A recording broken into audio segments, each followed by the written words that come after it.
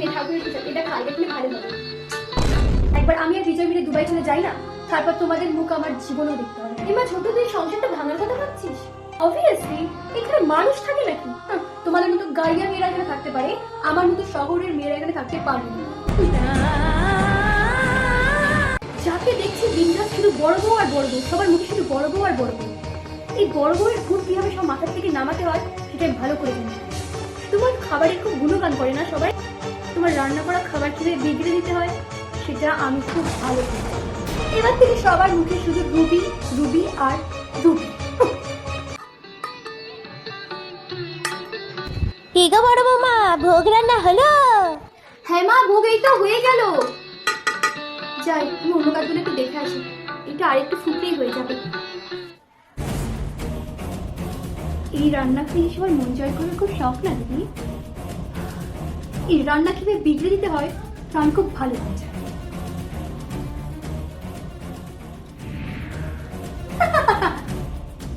যে রান্না সবার গুণগান করতো আর সেই রান্নাকে সবাই ছিটি করবে। দিদি এবার তোমাকে কে বাঁচাবে? এবার তুমি বাড়ি থেকে হবে আউট। বৌমা খিচুড়িটা কি সুন্দর রান্না হয়েছে, ভীষণ ভালো হয়েছে। হ্যাঁ হ্যাঁ, খুব ভালো হয়েছে। তুমি কি, তোমার হাতে সত্যি জাদু আছে? কি করে? আমি তো পুরো রান্নায় নুন মিশিয়ে দিলাম, তাহলে রান্না ভালো হলো কি করে? কি করে সেটা আমি বলছি।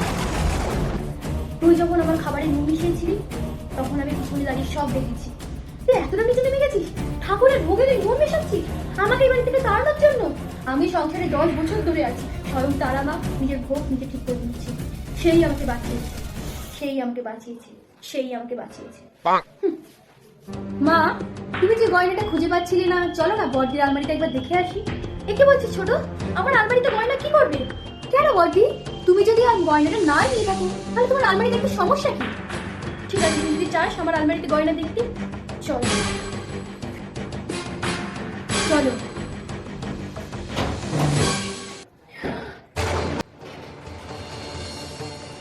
মা এই দেখো তোমার গয়না। তোমার আদরের বড় বৌমার আলমারিটা কি করছে গয়নাটা? কিন্তু কি বলছিস ছোট, আমি গয়না চুরি করিনি।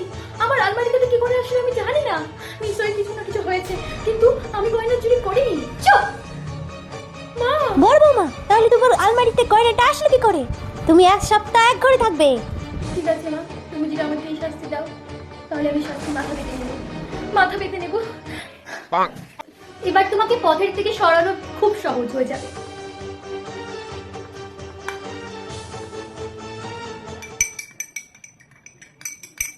কি জানি বাইরের কি অবস্থা, কেউ কিছু খেয়েছে নাকি? দিদি ছোট তুই এই ঘরে?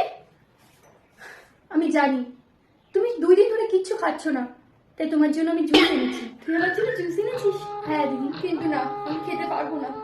তুই বিশ্বাস কর ছোট, আমি সত্যি গয়নাটা নিইনি। আমি জানি দিদি তুমি ওই গয়না লোকাওনি, আমি জানি। তুই আমাকে বিশ্বাস করিস ছোট? হ্যাঁ দিদি আমি তোমাকে বিশ্বাস করি। তুমি জুসটা খেয়ে নাও প্লিজ, তোমার জন্য আমি এনেছি। তুমি কিচ্ছু খাও না 2 দিন ধরে।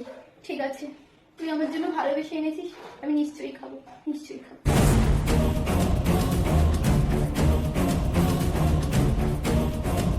মা পড়ে গেছে মনে হয়, এটা ধর। আরে আরে এটা এটা এটা খেয়েছো? বুড়ি এক্ষুনি পড়তে হলো, বুড়িকে খাইয়ে দিয়ে আসবো। এবার তোমায় আমি আগুনে পুড়িয়ে মেরেছি, এবার তুমি কি করে বাঁচবে দিদি? আমি ফিরে এসেছি। এবার তো তুমি আমি জ্যান্ত মাটিতে পুঁতে মেরেছি, এবার তুমি কি করে বাঁচবে? আমি ফিরে এসেছি, আমি ফিরে এসেছি। প্রত্যেকবার আমি মারছি, আরে প্রত্যেকবার বেঁচে যাচ্ছি। তোমাকে এবার আমি 5 তলা বিল্ডিং থেকে ধাক্কা মেরে মেরেছি, এবার তুমি কি করে বাঁচবে? আমি ফিরে এসেছি, আমি ফিরে এসেছি। বড় বৌদি আমাদের মধ্যে নেই। দাঁড়াও। মা আজ পর্যন্ত বাড়িতে যা হয়েছে সব এই ছোট করেছে। আজ পর্যন্ত এই বাড়িতে অমঙ্গল যা আমার যা ক্ষতি হয়েছে সবাই ছোট করেছে।